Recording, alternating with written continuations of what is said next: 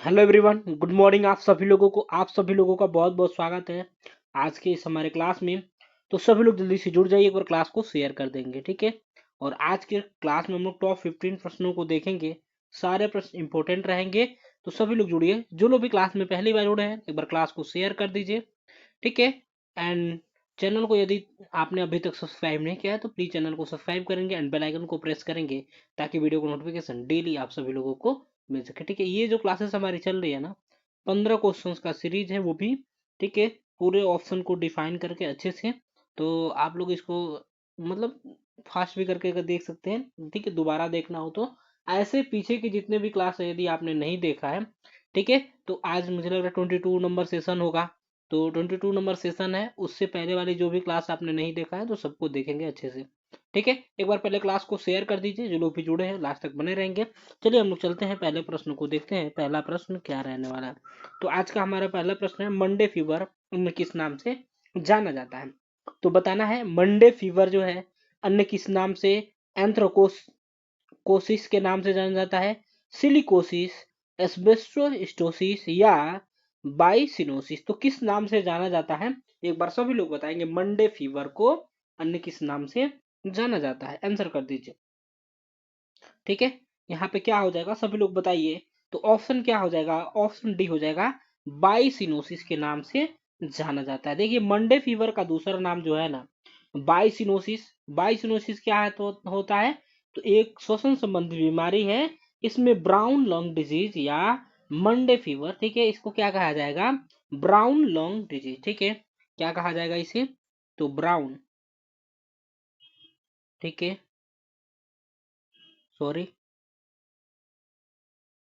ठीक है। हमारा पेन जो है ना थोड़ा सा ज्यादा ही वो हो गया है,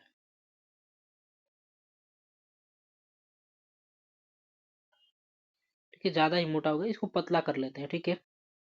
तो इसका क्या हो जाएगा यहाँ पे राइट आंसर, ठीक है। इसे क्या कहेंगे, तो ब्राउन कहा जाएगा, ठीक है दोस्तों। क्या कहा जाएगा यहाँ पे, तो ब्राउन लॉन्ग डिजीज, ठीक है। ब्राउन लॉन्ग डिजीज या मंडे फीवर के नाम से जाना जाता है। यह एक पर्यावरणीय बीमारी है जो मुख्य रूप से कपड़ा उद्योग में काम करने वाले लोगों को होता है, ठीक है। क्या होता है, तो पर्यावरणीय बीमारी जो कपड़ा उद्योग में काम करते हैं ना उनमें ज्यादा होता है। यह बीमारी कपास, भांग और सन की धूल के संपर्क में आने से होता है, ठीक है। इसमें क्या होता है, तो सांस लेने में दिक्कत होता है बाइसिनोसिस में, छाती में जकड़न होता है, कफ या बलगम के साथ खांसी होता है। ध्यान रखिएगा ये सब चीजें, ठीक है। आगे बढ़िए, एंथ्रोसिस, ठीक है, क्या किस, ठीक है। यहाँ पे जो है आप लोगों का एस्बेस्टोसिस क्या होता है, तो यह एक बीमारी आमतौर पे अभ्रक युक्त उत्पादक जो है ना, अभ्रक से जो बने होते हैं उत्पाद, उनको अत्यधिक या लंबे समय तक उपयोग करने के परिणाम स्वरूप होता है, ठीक है। एसबे, ठीक है। और सिलिकोसिस देखने यहाँ पे, सिलिकोसिस कैसे होता है, तो ये भी एक प्रकार की फेफड़ों की बीमारी है। यह सिलिका हाइड्राइड या सिलिका के छोटे छोटे कणों को सांस के जरिए अंदर जब जाता है ना तो ये होता है, ठीक है। एंथ्रोकोसिस क्या होता है, तो कोयले के कण या धूलों के कण के अंदर लेने से, यानी कि जो लोग भी कोयले में रहते हैं तो उनके अंदर जो जाएगा, ठीक है, तो उससे क्या होगा, जो कण जाएगा अंदर ना उसके वजह से क्या होगा, एंथ्रोकोसिस, ठीक है। तो चारों समझ में आ गया, ठीक है। लेकिन यहाँ पे मंडे फीवर का नाम अलग है सारा, ठीक है, जो है ना सांस से होने वाली बीमारी है, ये चीजें ध्यान रखना है। एंथ्रोकोसिस कोयले की धूल के कणों को अंदर जाने से होगा, ठीक है, ध्यान रखिएगा। तो ये सभी चीजें आप लोगों को समझ में आया होगा, ठीक है। ये कोयले से होगा, ठीक है। ये जो है आप लोगों का सिलिका हाइड्राइड से होगा, सिलिकोसिस एंड एस्बो, ठीक है। एस्बेस्टोसिस किससे होता है, तो ये जो अभ्रक युक्त, ठीक है, जो भी उत्पाद होते हैं उनको ज्यादा यूज करने से होता है। आगे बढ़ेंगे, बताएंगे दीर्घकालीन दस्त रोग का कारण क्या है। दीर्घकालीन दस्त रोग का कारण क्या है, सभी लोगों को बताना है। यहाँ पे क्या हो जाएगा, ठीक है, कोरिनोबैक्टीरियम डिप्थीरिया है, आती परजीवी है, कैंडिडा एल्बिकन्स है, या माइक्रोबैक्टीरियम टुबरकुलो, ठीक है, टुबरकुलाई है। तो यहाँ पे क्या हो जाएगा दोस्तों, सेकंड का क्या हो जाएगा, ऑप्शन बी हो जाएगा, आती परजीवी जो है ना, ठीक है। आती परजीवी जो दीर्घकालीन दस्त रोग का कारण क्या होता है, यह जो है पाचन नली में रहने वाला एक जीव होता है। यह परजीवी जानवरों के शरीर में दूषित भोजन या पानी के सेवन से या त्वचा के जरिए प्रवेश करता है, ये चीजें ध्यान रखना है, ठीक है। आगे बढ़िए। ठीक है, कोरियोनो डिप्थीरिया को इससे क्या होता है, एक बैक्टीरिया है जो कि डिप्थीरिया नाम की बीमारी, ठीक है, इसके कारण क्या होता है, तो डिप्थीरिया होता है, ध्यान रखिएगा क्या होता है, ठीक है, डिप्थीरिया। ठीक है, इसके कारण क्या होता है दोस्तों, तो इसके वजह से क्या होता है, डिप्थीरिया होता है, जो सांस लेने में दिक्कत, दिल का दौरा, पक्षघात और मौत का कारण भी यह बन सकता है, यहाँ पे ध्यान रखिएगा। ठीक है, कैंडिडा, ठीक है, अल्बिकंस जो है आप लोगों का, कैंडिडा एल्बिकंस एक प्रकार का, ठीक है, अवसरवादी रोगजनक खमीर है, जो कि मानव आंतों के वनस्पति का एक सामान्य सदस्य होता है। माइक्रोबैक्टीरियम ट्यूबरकुलोसिस क्या है, तो एक जीवाणु है, जिससे क्या होता है, तपेदिक या टीबी होता है। क्या होता है इससे, तो टीबी होता है, ये चीज ध्यान रखना है, क्या होता है इससे, टीबी होता है दोस्तों। ठीक है, चलिए आगे बढ़ेंगे हम लोग, नेक्स्ट क्वेश्चन को देखिए, अगले प्रश्न को देखेंगे। बताइए यहाँ पे क्या हो जाएगा, दहन द्वारा प्राप्त नहीं होने वाला वायु प्रदूषक, यानी कि दहन क्या, तो जलता है ना जो चीज, उससे कौन सा नहीं प्राप्त होता है वायु प्रदूषक, आप लोगों को बताना है। ठीक है, दहन के द्वारा कौन सा वायु प्रदूषक, carbon dioxide, nitrogen dioxide, ammonia या सल्फर डाइऑक्साइड। तो यहाँ पे क्या हो जाएगा दोस्तों, ऑप्शन सी हो जाएगा, अमोनिया जो होता है ना, ठीक है, अमोनिया जो कि दहन के द्वारा नहीं प्राप्त होता है। ठीक है, यहाँ पे ऑप्शन के अकॉर्डिंग, ठीक है, यह एक तीक्ष्ण गंध वाली दहन, ठीक है, रंगहीन गैस होता है, यह हवा से हल्की होती है तथा वाष्प के घनत्व से ज्यादा होगा। ठीक है, यहाँ पे ध्यान रखिएगा, यह अति विषैला होता है, अमोनिया गैस जो होता है ना, अति विषैला होता है, और सभी पाए जाते हैं, कार्बन डाइऑक्साइड पाया जाता है, nitrogen dioxide and sulphur dioxide, जो कि दहन में पाया जाने वाला वायु प्रदूषक है। आगे बढ़िए, नेक्स्ट क्वेश्चन को देखेंगे। सभी लोग बताएंगे, चकत्तो यानी कि रेसेस की सभी अवस्थाएं एक साथ दिखाई देती हैं, तो किस में दिखाई देगा, आप लोगों को बताना है। चकत्ते जो होते हैं ना, ठीक है, एक साथ किस में दिखाई देते हैं, टाइफाइड में, स्मॉल पॉक्स में, मिजल्स में, चिकन पॉक्स में। तो यहाँ पे सभी लोग जल्दी से एक बार बताइए क्या हो जाएगा, फोर्थ का आंसर करिए, तो ऑप्शन डी हो जाएगा, चिकन पॉक्स में हो जाएगा, ध्यान रखिएगा। यानी कि चकत्ते रेसेस सभी की सभी अवस्थाएं एक साथ, यानी कि दिखाई तो देखिए, चकत्ते तो सभी में दिखाई देंगे, लेकिन सभी अवस्थाओं की बात किया जा रहा है यहाँ पे, तो चिकन पॉक्स में दिखाई देता है, ध्यान रखिएगा। चिकन पॉक्स जिसे क्या कहा जाता है, तो छोटी माता, ठीक है, छोटी माता, ठीक है, छोटी माता कहा जाता है। ठीक है, तो ध्यान रखिएगा, यह एक बड़ी तेजी से फैलने वाला वायरल संक्रमण है, इससे त्वचा पर खुजली या छाले जैसे चकत्ते हो जाते हैं। ठीक है, और देखिए जिन लोगों को कभी चेचक नहीं हुआ है या उन्हें टीका नहीं लगा है, तो यह उसमें सबसे ज्यादा फैलता है। ठीक है, जिसमें चेचक चेचक नहीं हुआ है, तो उसमें सबसे ज्यादा फैलने वाला होता है। देखिए, टाइफाइड क्या है, तो एक प्रकार का गंभीर संक्रमण है, जो कि सोलमोनेला टाइफी किसके का द्वारा होता है, तो सोल सॉरी साल्मोनेला, ठीक है, साल्मोनेला टाइफी के कारण होता है। ठीक है, साल्मोनेला टाइफी बैक्टीरिया की वजह से होता है, यह आंत और खून में फैलता है। टाइफाइड बुखार का लक्षण धीरे धीरे, ठीक है, शुरू होता है, और इसमें तेज बुखार होता है, पेट दर्द होता है, सिर दर्द, थकान और कमजोरी जैसे लक्षण दिखते हैं। ये सभी चीजें ध्यान रखना है। स्मॉल पॉक्स, ठीक है, पता है ये सभी लोगों को। मिजल्स में देखिए, यह एक वायरल बीमारी है जो कि बहुत ज्यादातर संक्रामक होता है। इसके लक्षण क्या होते हैं, तेज बुखार, आंखों में दर्द, नाक बहना, मुंह के अंदर छोटे छोटे धब्बे, सूखी खांसी, भोजन न करना। ठीक है, ये सब सारी चीजें इसके लक्षण होते हैं। चलिए, तो हम लोग आगे बढ़ेंगे, नेक्स्ट क्वेश्चन को देखेंगे। फिफ्थ नंबर बताएंगे, निम्नलिखित सभी कारकों में से इपिडेमियोलॉजिकल ट्रायल, ठीक है, क्या महामारी विज्ञान त्रय जिसे कहा जाता है, इपिडेमियोलॉजिकल, ठीक है, ट्रायड तो बताना है, में से एजेंट है, तो बताइए यहाँ पे क्या हो जाएगा, एजेंट सम्मिलित है, मानकीकृत, ठीक है, मानकीकृत दरें, कारक मेजबान वातावरण, दरें, अनुपात एवं समानुपात, ठीक है, इंसिडेंस, प्रीवेलेंस एवं रोग का ट्रेंड। तो यहाँ पे सभी लोग बताएंगे, फिफ्थ का राइट आंसर क्या हो जाएगा दोस्तों, फिफ्थ का राइट आंसर ऑप्शन बी हो जाएगा, कारक मेजबान और वातावरण जो है ना, ठीक है, कारक मेजबान और वातावरण एपिडेमियोलॉजिकल ट्राइड में सम्मिलित होते हैं, यानी महामारी विज्ञान, ठीक है, महामारी जो होता है ना, एपिडेमिक, ठीक, जिसे कहा जाता है एपिडेमिक, उसे महामारी कहा जाता है। तो इसमें एजेंट, मेजबान और पर्यावरण, यानी कि सेम कहा जा रहा है यहाँ पे, कारक तो कारण जो होता है, मेजबान और वातावरण शामिल होते हैं। ये तीनों कारक मिलकर बीमारी के प्रसार में योगदान करते हैं। ठीक है, क्या करते हैं, तो बीमारी के प्रसार में योगदान करते हैं। जैसे कि कोविड में मान सकते हैं आप लोग, ठीक है, एक कारण आया, वायरस आया, ठीक है, और मेजबान काफी लोगों में फैला, और जैसा वातावरण बना रहा, ठीक है, वातावरण के द्वारा फैलता रहा, तो ये सभी चीजें होते हैं। ठीक है, तो ये चीजें ध्यान रखना है। ठीक है, यह क्या कारक क्या होता है, तो यह बीमारी के कारण होता है, जैसे कि वायरस या बैक्टीरिया के कारण होगा। ठीक है, मेजबान क्या होगा, तो वह इंसान या जानवर जो बीमारी के प्रति संवेदनशील होता है। देखिए, पहले वायरस आया, फिर मेजबान के पास आया, ठीक है, फिर वातावरण, ठीक है, इसे वायु, मिट्टी, जल या ठीक है जलवायु परिवर्तन या अन्य कारकों में शामिल होता है। तो ये सभी चीजें आप लोगों को समझ में आ गया होगा। ठीक है, तीनों अच्छे से समझ में आ गया, क्लियर हो गया। ठीक है, यानी कि देखिए ठीक है, कारण कौन होता है, यानी कि एजेंट भी इसे कह सकते हैं, जिसमें क्या होता है, वायरस आया या बैक्टीरिया आया, ठीक है, कारण हो जाएगा वो, जिसके कारण हुआ। ठीक है, और मेजबान कौन होगा, वह इंसान या जानवर जो बीमारी के प्रति संवेदनशील, यानी कि जिसमें जानवर में फैलता है, मान लीजिए कि मनुष्य में फैलता है। एंड अगला क्या होगा, वातावरण जो है ना, ठीक है, यानी कि वायु के द्वारा कोविड वायरस फैला, ठीक है, वायु में, ठीक है, एक दूसरे को फैला, ठीक है, तो उसे वातावरण समझ में आ गया अच्छे से आप लोगों को। चलिए, तो हम लोग आगे बढ़ेंगे, नेक्स्ट क्वेश्चन को देखेंगे। 6ठे नंबर को देखिए, काली खांसी किसके कारण होती है, काली खांसी किसके कारण होती है, तो सभी लोग यहाँ पे जल्दी से बताएंगे क्या हो जाएगा। ठीक है, सभी लोग जल्दी से बताएंगे। ठीक है, तो क्या हो जाएगा यहाँ पे, ऑप्शन डी हो जाएगा। ठीक है, यहाँ पे क्या हो जाएगा, ठीक है, पर्ट्यूसिस बेसिलस हो जाएगा राइट आंसर, यहाँ पे ध्यान रखिएगा। जिसके कारण क्या होता है, तो पर्ट्यूसिस बैक्टीरिया जो होता है, क्या होता है, इसे क्या, किस नाम से जाना जाता है, तो बार्डेटेला पर्ट्यूसिस के नाम से जाना जाता है। बार्डेटेला पर्ट्यूसिस के नाम से जाना जाता है, एक प्रकार का बैक्टीरिया है।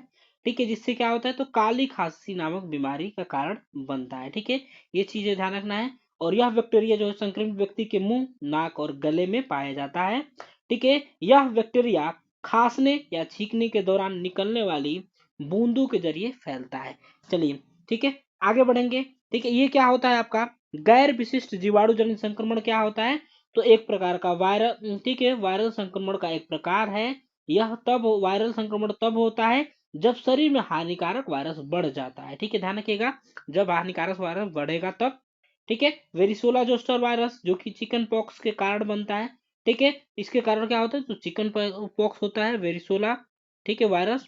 एंड देखिए, स्ट्रेप्टोकोकस बेसिलस क्या होता है, तो स्ट्रेप्टोकोकस ठीक है, क्या होता है, एक प्रकार का यह जीवाणु है। स्ट्रेप्टोकोकस ठीक है, बेसिलस क्या है, तो एक जीवाणु है। ठीक है, जीवाणु का प्रजाति है जो कि बेसिलस नहीं होता है, यह गोलाकार बैक्टीरिया होता है और ग्राम पॉजिटिव होता है, ध्यान रखिएगा। ठीक है, तो ये चीजें ध्यान रखना आप लोगों को इसके बारे में। स्ट्रेप्टोकोकस क्या करता है, तो कुछ प्रजातियां जो है कि श्वसन और आंत पथ में बिना किसी नुकसान के रहती हैं, ये चीजें ध्यान रखना है। चलिए, आगे बढ़ेंगे, नेक्स्ट क्वेश्चन को देखेंगे। 7 नंबर बताएंगे, मेरुदंड की साइड टू साइड वक्रता को कहा जाता है, तो बताइए सभी लोग क्या कहा जाता है, मेरुदंड के साइड टू साइड वक्रता को, ठीक है, कुबड़ापन कहा जाएगा, पार्श्व कुब्जता, ठीक है, डिस्प्लेसिया या एपीफिसिस। तो सभी लोग जल्दी से बताइए यहाँ पे क्या हो जाएगा, आंसर करिए। तो क्या हो जाएगा 7 का ऑप्शन, क्या हो जाएगा, पार्श्व कुब्जता कहा जाता है, ऑप्शन बी हो जाएगा दोस्तों। ठीक है, पार्श्व कुब्जता हो जाएगा, यानी कि क्या होता है, ठीक है, स्केलियोसिस, ठीक है, अक्सर यौन से, ठीक है, ये क्या होता है, जिसे पार्श्व कुब्जता, जिसे क्या कहा जाता है, तो स्कोलियोसिस कहा जाता है। यह जो है अक्सर यौवन से ठीक पहले ही विकास की गति के दौरान होता है, जब विकास होता रहेगा उससे पहले ही ये होता है, ध्यान रखिएगा, पार्श्व कुब्जता। ठीक है, तो ऑप्शन क्या हो जाएगा यहाँ पे, बी हो जाएगा। ठीक है, आगे बढ़िए, और कुब्जता, ठीक है, ठीक है, यहाँ पे देखिए, जो आप लोगों का डिस्प्लेसिया दिया गया है ना, डिस्प्लेसिया, तो एक ऐसी स्थिति होती है जिसमें क्या होता है, तो कोशिकाएं असामान्य रूप से बढ़ती हैं या विकसित होती हैं। एक बार सभी लोग क्लास को शेयर करिएगा, वीडियो को सभी लोग एक बार लाइक कर दीजिए। ठीक है, एक बार सभी लोग वीडियो को लाइक करिए एंड क्लास को शेयर कर दीजिएगा। ठीक है, सभी लोग शेयर करिए, ध्यान रखिएगा। ठीक है, और एपीफिसिस क्या है, तो एपीफिसिस क्या है, तो लंबी हड्डियों के सिरों पर पाया जाने वाला एक चौड़ा हिस्सा होता है, ठीक है, यह जोड़ों से जुड़ा होता है और हड्डियों को मजबूत करता है, ध्यान रखना है। चलिए आगे बढ़ेंगे, नेक्स्ट क्वेश्चन को देखेंगे। 8 नंबर बताएंगे, ठीक है, कौन सा रोग में प्रतिरक्षण दीर्घ स्थायी नहीं होता है? तो रोग में प्रतिरक्षण दीर्घ स्थायी नहीं होता है, आप लोगों को बताना है। 8वें नंबर का आंसर करिए। तो 8वें नंबर का सभी लोग यहाँ पे बता दीजिए क्या हो जाएगा। तो इन्फ्लुएंजा जो है, इन्फ्लुएंजा जो है ध्यान रखिएगा, ठीक है, इन्फ्लुएंजा जो कि प्रतिरक्षण दीर्घ स्थायी नहीं होता है। इन्फ्लुएंजा या जिसे फ्लू कहते हैं, एक संक्रामक वायरस है जो नाक, गले और फेफड़ों को प्रभावित करता है। क्या करता है? तो नाक, गले और फेफड़ों को प्रभावित करेगा। यह एक श्वसन रोग होता है, ठीक है, श्वसन रोग होता है जो कि हवा के जरिए एक व्यक्ति से दूसरे व्यक्ति में फैलता है। ठीक है, काली खांसी मैं आपको बता ही चुका हूँ, ठीक है, जिसे कुकर खांसी भी कहा जाता है, खास तौर पे शिशुओं के लिए खतरनाक होता है ये।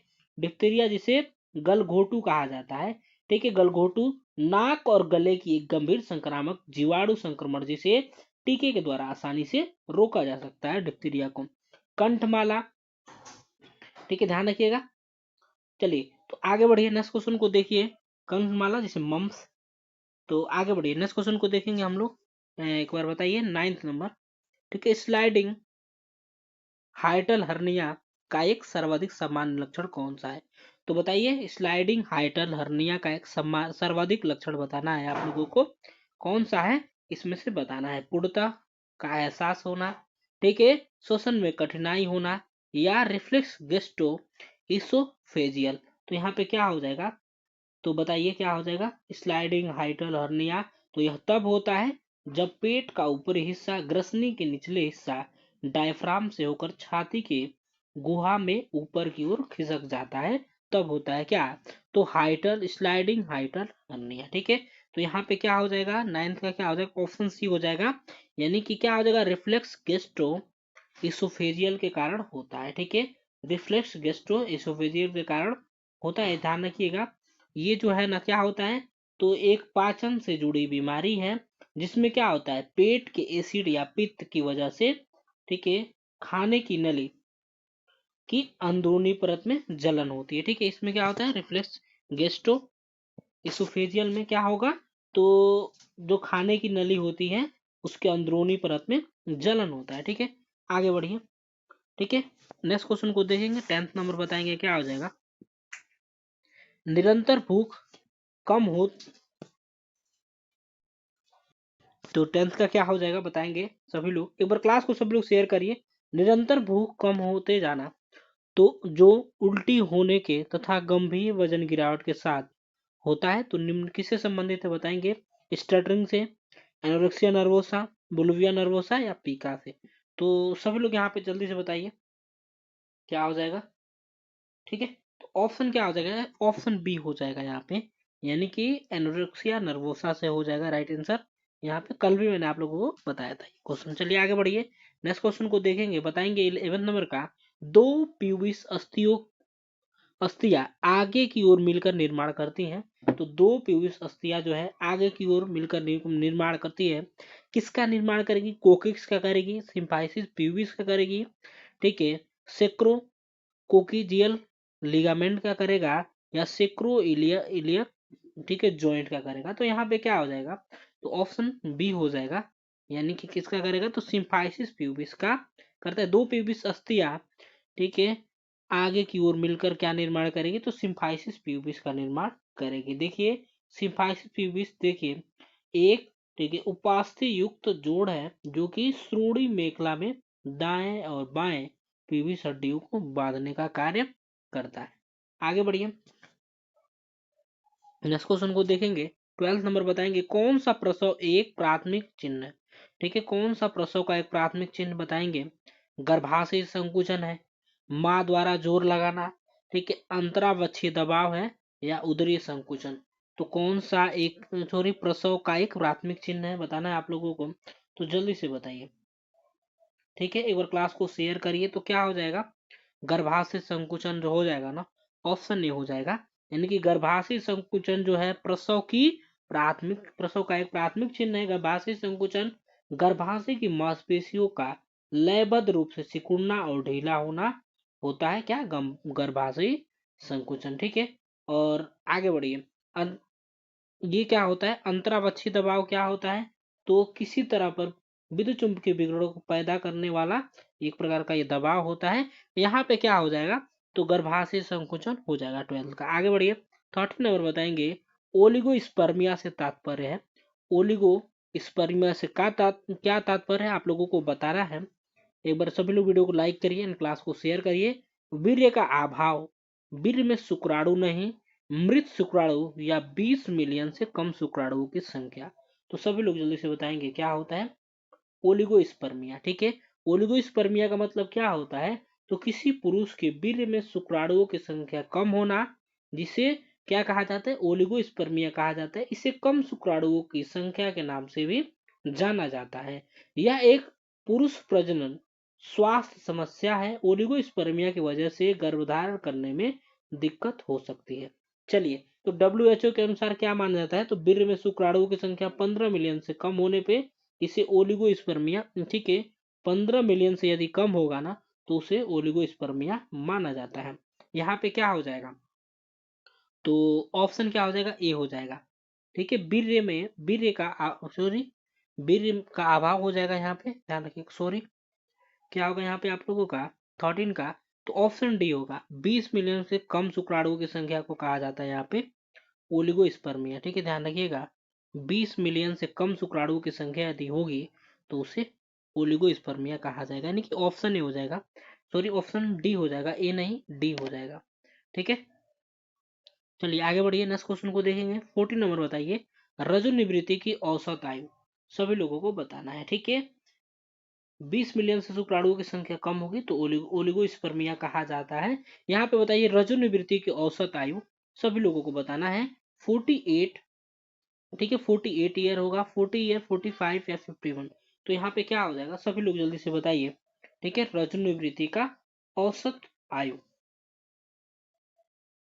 ठीक है, तो ये क्या माना जाता है, ऑप्शन डी हो जाएगा, यानी कि 51 माना जाता है। रजोनिवृत्ति का औसत आयु 51 वर्ष माना जाता है। हालांकि 30 से 50 वर्ष के बीच या उसके बाद कभी भी हो सकता है रजोनिवृत्ति। ठीक है, ध्यान रखिएगा।